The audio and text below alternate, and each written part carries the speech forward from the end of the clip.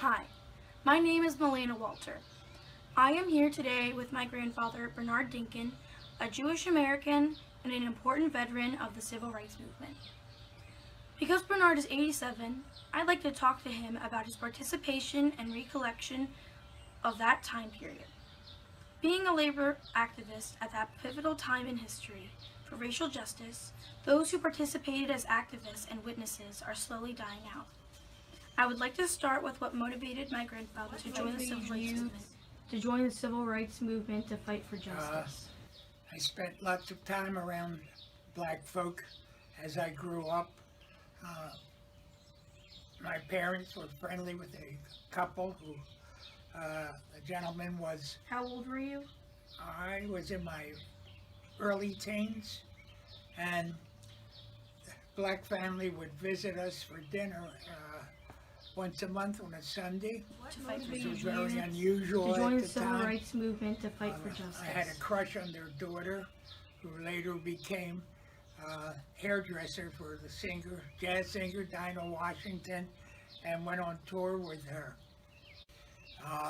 The visits by this family would bring all the curious neighbors out on their porches. They were row houses of working class people out in West Philadelphia, specifically 57th and Rodman Streets. And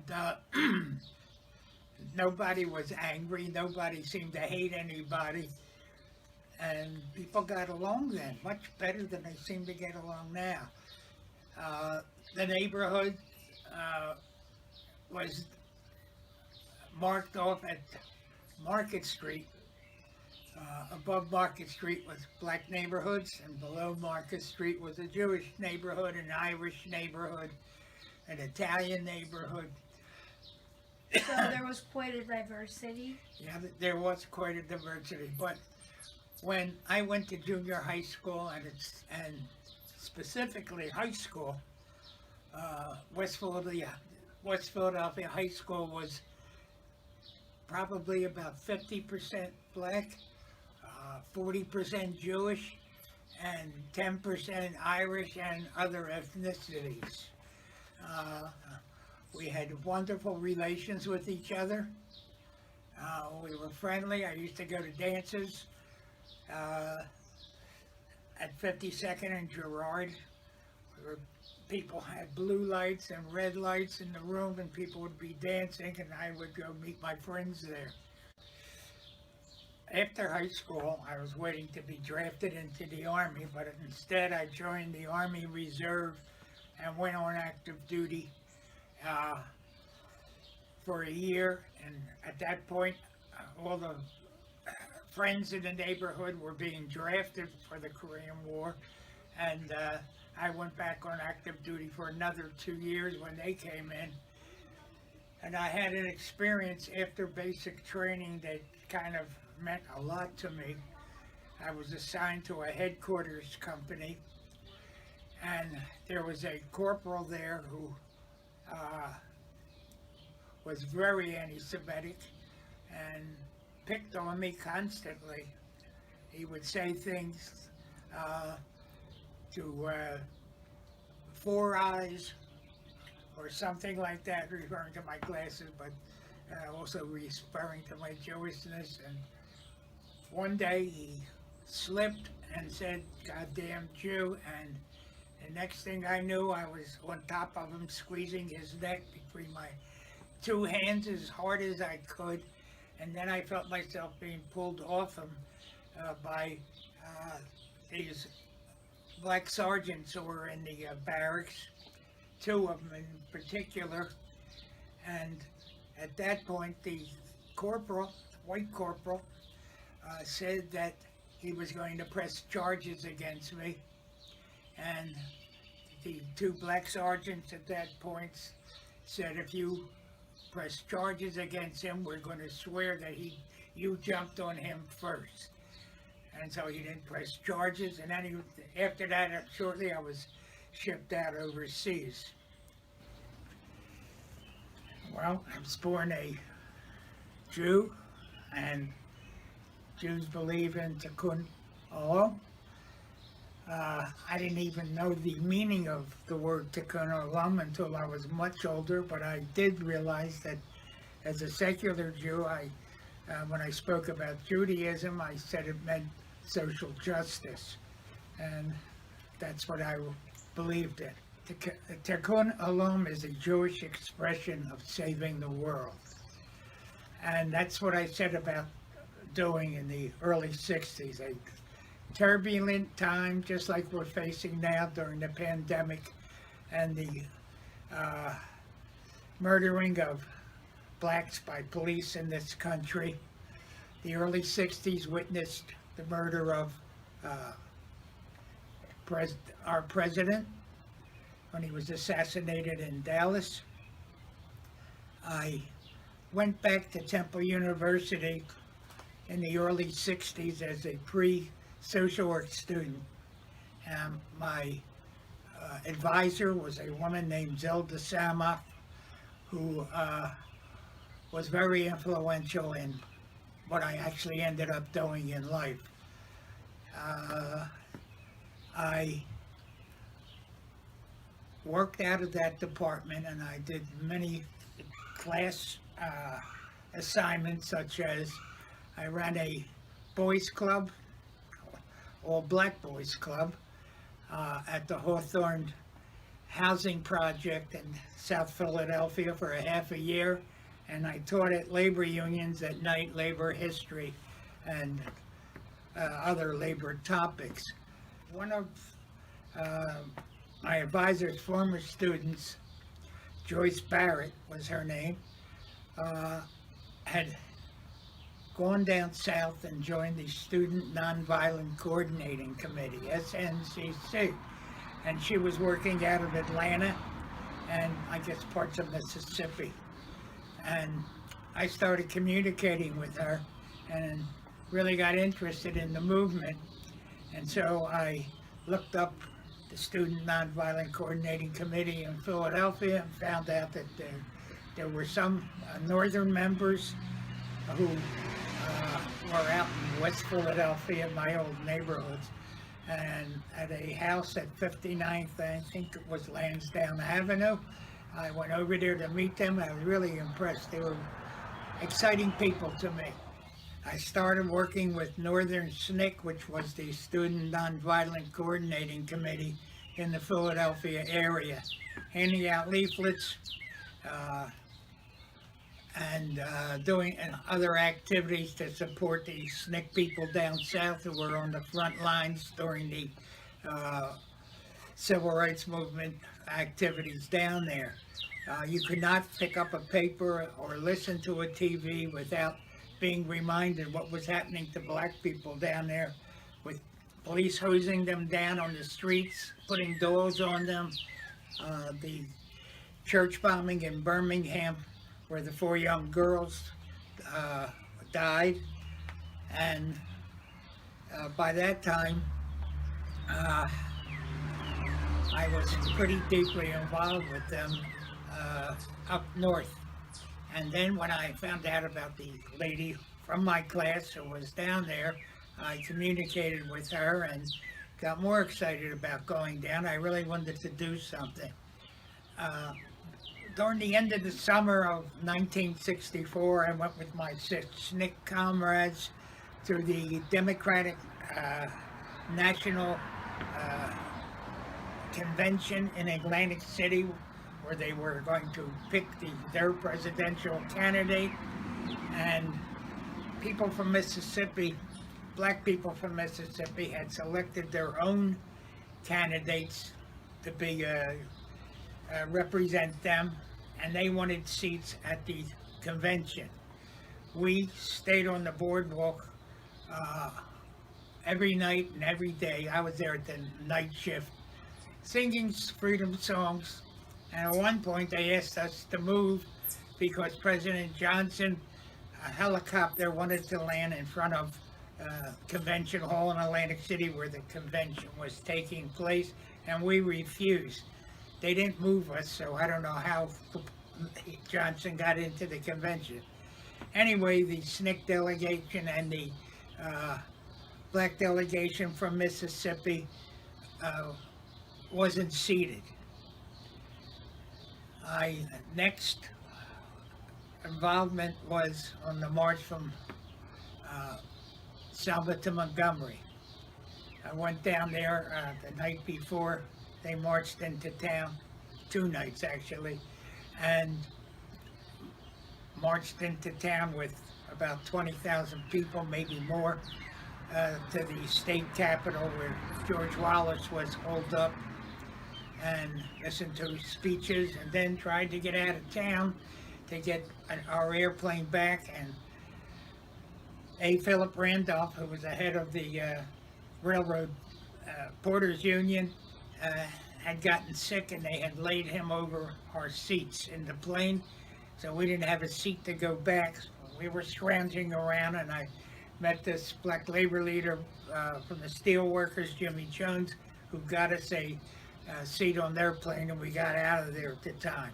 After the Selma to Montgomery march, I was asked to be a resource teacher for the Child Development Group of Mississippi, which was an attempt to start Head Start schools throughout the rural areas of Mississippi. And I went down there to serve as a resource teacher in areas that I had never even heard of, except people mentioning them in fear. I got a plane to down there to the next state, and then took a bus into Jackson, Mississippi, where people were supposed to meet me from the program and take me to Mount Beulah. As I waited for them to pick me up on a corner that they had designated, there's a man across the street from me hollered over, "Hey, Jew boy, what are you doing here? Why are you in Harlem?" I knew then that I had landed in the heart of darkness. When I got to my first destination in Mississippi, which was National Council of Churches Center in Mount Beulah, Mississippi, I spent a week there learning tactics, learning how to get in touch with our legal team, learning more about the program, singing lots of freedom songs, even getting drunk one night and driving out in a truck to the levee in Natchez, Mississippi, where we all laid on the levee, bombed out of our heads. I guess it was because we were anxious. Anyway, I asked for an assignment in Macomb, Mississippi, because that was a town that had had something like 80, 90 bombings of black folk, and I figured that was the toughest town, but it would have the strongest civil rights movement in it as a result. So when it was time for me to leave from Macomb, a young lady was driving me down. She was going to Moss Point, Mississippi, which was on the coast, and she was going to drop me off in Macomb. And we were out on the road for about maybe 20-30 minutes when all of a sudden something went through our windshield of the old French Citroen farmer's car she was driving, and it resulted in tiny little fragments of glass hitting us in the face and making a lot of blood, but not really a lot of heavy cuts, very tiny ones, minute ones, but blood was coming down our face.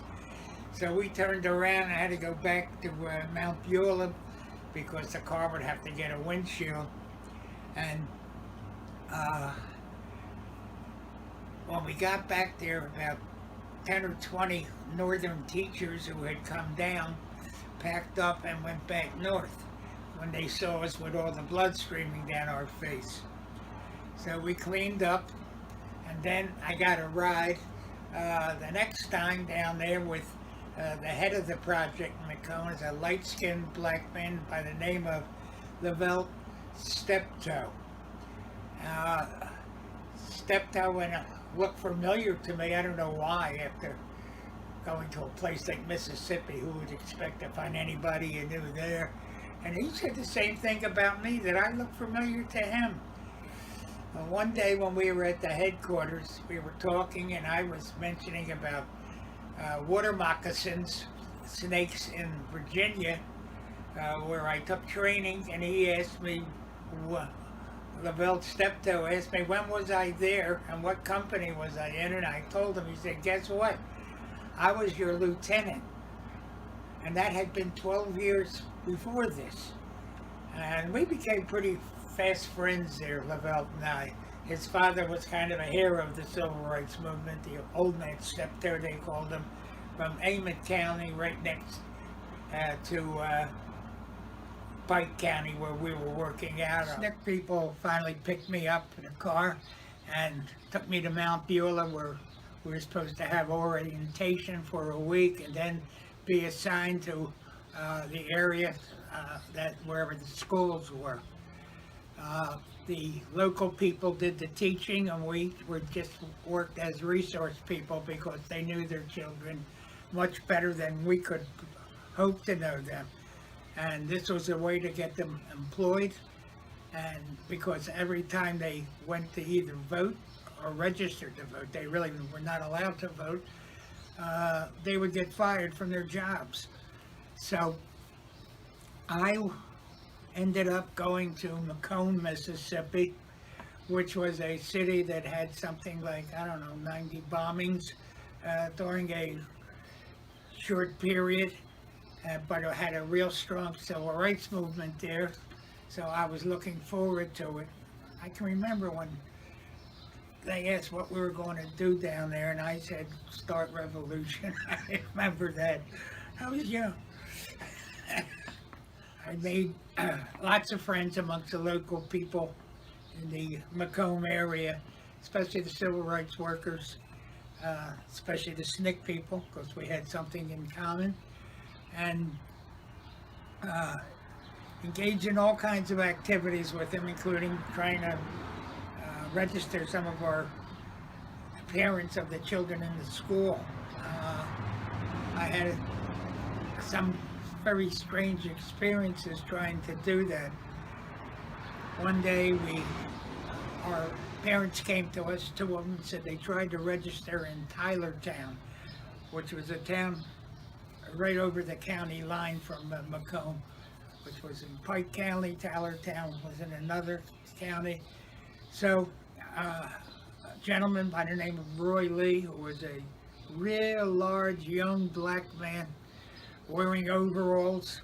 Sometimes he wore shoes, sometimes he didn't. He was great. He had a great sense of humor. I loved that kid.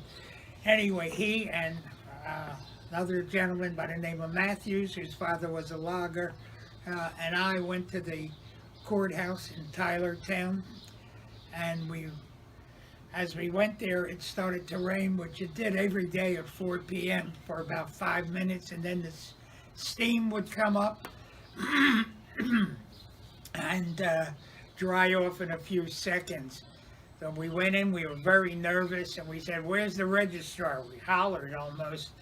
And they said, he won't be here till next week. I said, next week? They said, that's right, next week. I said, we'll be back. And at that point, there were two water fountains, one that said white, one that said black. I went to the black water fountain and drank, and the black friend went to the white water fountain and drank. Then we went out and started back to Macomb, and as we were driving, we noticed behind us, following us, was a truck with two men with very large necks and a rifle rack behind them in the truck, speeding up to catch up to us, and we knew what could happen in that situation, so we drove as fast as we could to get away. And as we were going down the road, there was a state police car coming up from the other way, and it was driven by this guy named Billy Joe, who was a freak at that time, who had long hair. Nobody had long hair down there then. And he had beaten up a civil rights hero by the name of Bob Moses and almost crippled him. Well, as we looked back, we could see the patrol car and the car that was the truck that was chasing us meet and we're talking, and we turned off in the woods and got away, because I don't know what would have happened to us that day if we hadn't gotten out of there. We called in to our center, and the FBI was notified about the chase on the road, and the very next day we're sitting at our headquarters at the Rural, and we see a guy in a suit, tie, walking with a woman well dressed behind him. He's carrying a briefcase, and turns it out to be a local civil rights lawyer from Philadelphia who I knew. His name was Bernie Siegel, and he had come to investigate the incident. And from there, there's a famous story. Bernie went down to, I think it was Moss Point, Mississippi, it's on the Gulf Coast, and they locked him up there. And the sheriff said to him, actually the sheriff threw him in a cell with another Mississippi guy who was thrown in there for being drunk. And the sheriff said to the guy, "You can do whatever you want with him." And about 10 minutes later, there was banging on these cells, and the sheriff goes in, and the guy says to the sheriff, "This here man now represents me. He's my lawyer." This is a famous true story. Anyway, later, some of the incidents that we had, one day there was a requirement under the federal law that our children all get physicals. And so they all dressed up in their Sunday best. It was so sad. And we stood in a line out in the sun from 9 in the morning until 12:30 in the afternoon. Not one of them had been examined. And finally the guy came out and said, "There won't be any examinations today. The doctor can't make it." This was typical of what they did down there. Another incident there, my friend Henry Matthews, the one I said his father was a logger, I stayed at their house for one evening. They had a cookout and a party. They lived next door to a man who had been convicted for the bombings. One of them, there were 7 of them, and when they went up before the judge said, "You're all young men starting out in life. You deserve another chance." This guy was 74 at the time, so he lived on the farm next to the Matthews. And I had my first taste of corn whiskey. Whew. It was tough. And then I went to sleep there, and they gave me an old rifle by my bed. And at night, the white guys would go out hunting with their dogs. Well, I was asleep when the dogs ran across the front porch near the room I was sleeping in and woke me up. I grabbed the rifle, and I couldn't do anything with it. And that was that. That summer, the children of black sharecroppers, laborers, nannies, all of those children thrived. They had a really good breakfast, subsidized by the federal government. They had all kinds of play activities. They were learning to read and write and express themselves. It was a really wonderful program. Another incident during that period that I had was there was a white couple from New York. Her name was Amy. I can't remember his name. It'll come to me, but her grandfather owned the movie star underwear plant in Mississippi. It was down below Macomb, and we went down there to see the plant, and they wouldn't let us in because they knew who and what we were. And when her grandfather found out about it, he went crazy and threatened to fire everybody in the plant, so they let us in. It was very strange. Toward the end of the summer, we took all of our children from the schools down to a place called Percy Quinn State Park. And as we got there and started walking into the water in the pool. All the whites in the water came running out like we had poisoned them. Interesting enough, that day, the head of the NAACP in Natchez got into his car and pressed on the gas, and his lights were blown off. That was getting near the end of the summer, and I stayed on longer than most of the resource teachers. And at one point, the FBI came to me and said that the Klan had me at the top of their list. I didn't know whether to believe them, but I guess it was time for me to go back. Earlier in the summer, the FBI had called me out of our headquarters into their car and taped me. I didn't know they were taping me, that they had the tape recorders in the car. While they questioned you, they questioned me about an article that had come out in the Freedom Democratic newspaper that we wouldn't go to Vietnam until we have our freedom here, and they wanted to know who had written the article, and we certainly would not tell them. Anyway, that weekend that I was coming back to Philadelphia, I went out to the rural area, to church where I had the school had worked, to say goodbye to everybody. And one elderly black woman came up to me and said, "Mr. Bernie," which I really hated, but I couldn't make her say anything else. She said, "Mr. Bernie, you rescued the children of the Israelites, and now you came here to help us." I was almost in tears from that lady. But anyway, I gulped and gave her a kiss on the cheek and said goodbye to everybody and came home.